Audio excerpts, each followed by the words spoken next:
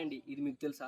మీరు వరితో పాటు ఇంకో పంట వేసుకొని దాని ద్వారా వచ్చే లాభం ద్వారా మీరు కూలీ, ఫెర్టిలైజర్, కౌలు ఈ 3 ఖర్చులు తీసేసి కూడా మీరు లాభం పొందొచ్చు.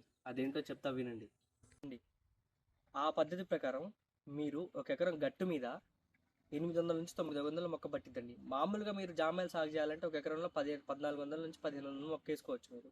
కానీ గట్టు మీద వేస్తున్నాం కాబట్టి ఈ వరి గట్టు మీద 800 నుంచి 900 మొక్క పట్టిద్దండి.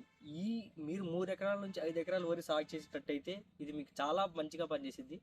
ఆ 3 ఎకరాలు కానీ 5 ఎకరాలు కానీ గట్టి మీద వేసుకుంటే 5 ఎకరాలు యావరేజ్గా మీరు 5 ఎకరాలు గట్టి మీద వేసుకుంటే 900 మొక్క అనుకుంటే 4500 మొక్క పట్టిద్దండి. 4500 మొక్క అంటే మీరు యావరేజ్గా 3 ఎకరాలలో వేసుకునే మొక్క ఎకరానికి వచ్చి ఎకరం లెక్క చూసుకుంటా ఎకరానికి వచ్చి మీకు మీరు వేసిన మొక్కకి 45 నుంచి 65 టన్నులు వచ్చే అవకాశం ఉంటుందండి. యావరేజ్గా 60 టన్ అండి మంచిగా టన్నేజ్ వచ్చే మొక్క అయితే. ఇంకా మీరు అనుకుంటే 70 టన్నులు అండి మీరు మంచిగా సాగు చేస్తే దాన్ని కూడా. ఇప్పుడు ఆ 3 సంవత్సరాల్లో ఆ మీరు గట్టు మీద వేసుకున్న మొక్క ఆ జామాయిలు నరికించుకుంటే దాని నుంచి వచ్చే లాభం ద్వారా నేను ఇందాక చెప్పినట్టు మీకు ఫెర్టిలైజరు, కూలీ, కౌలు 3 పోగా మీకు ఇంకా లాభం మిగిలిద్దండి. ఇక్కడ నేను సొంతంగా చెప్పేది కాదు, ఇక్కడ చాలామంది వారికి రైతులు ఈ 2 చేసి దాని ద్వారా వచ్చిన లాభంలో దీనికి పెట్టిన పెట్టుబడి తీర్చుకొని లాభపడుతున్నారు.